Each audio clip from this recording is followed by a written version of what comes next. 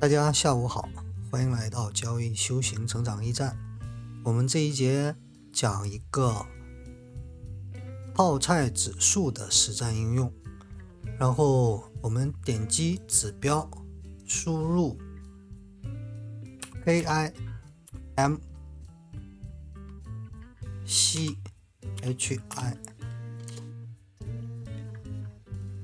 我们可以选择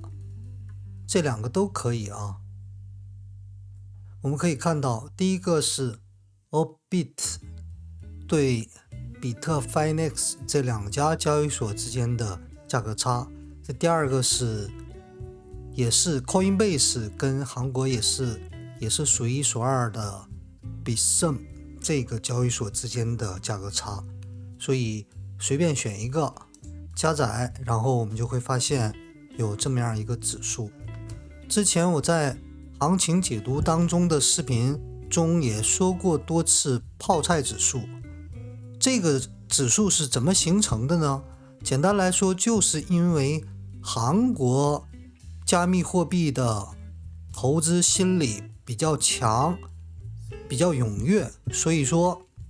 韩国的比特币价格远高于国际市场。通常低的时候也有1%左右的这个高于国际市场的价格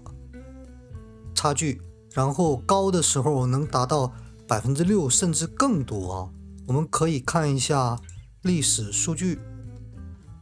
最高的时候达到 65.7%， 非常恐怖啊！所以那个年代，这也就是2017年，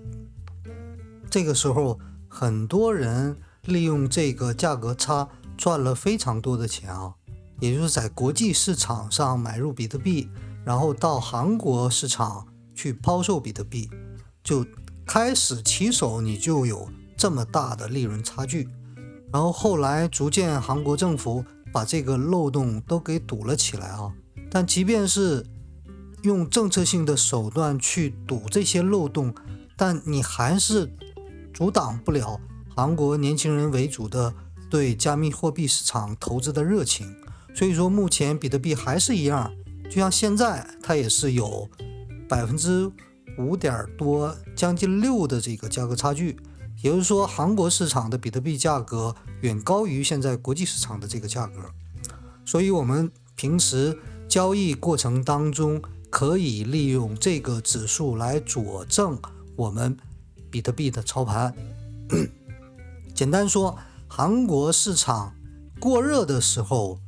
比特币容易回调，我们可以发现过热的时候容易回调，然后反过来韩国投资市场低迷的时候反倒怎么样？这边还有负数啊，负 1.5 1.97， 然后怎么样了？比特币反而落了以后上扬，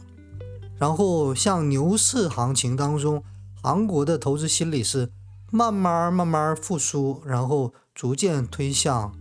高潮。所以说泡菜指数很多时候是反指标啊，你看这边降下来，价格反倒上升，然后这边呢是同行区间，然后这边韩国这些交易者包括这个散户小白投资热情下降，但是这个比特币还是继续向上，包括这段时间也是一样啊，他们的指数向下掉，然后比特币反而向上，然后等这个阶段，也就是从这儿开始，这韩国的投资心理也是点燃引爆了起来，然后同步跟比特币向上啊。往往这种区间不会太长啊，这种区间一旦形成，大家伙一定要此刻开始一定要警惕，它随时都有可能掉头的可能性。再一个，它已经逼近这个比特币的历史高点，也就是69500附近，所以一定要警惕。但是如果冲上去踩住这一沿线，可能继续向上的概率也不小啊。所以泡菜指数某种程度上能起到非常好的交易参照标的的作用。所以说今天给大家分享泡菜指数的实战应用。